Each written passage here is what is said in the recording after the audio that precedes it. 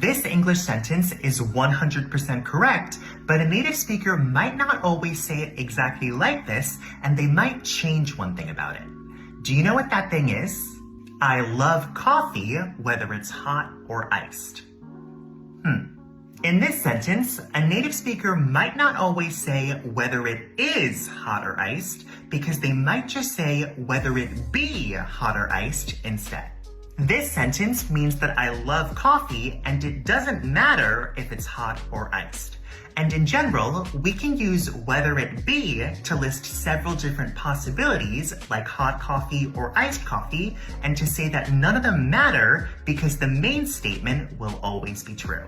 So as another example, you could say, I'll support whatever you decide to do, whether it be going on a road trip across Europe or going back to school.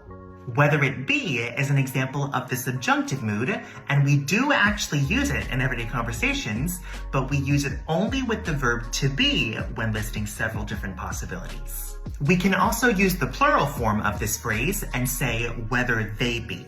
So you could say, I can look after all kinds of pets, whether they be dogs, cats, turtles, you name it. Now practice using whether it be to list several different possibilities in the comments below.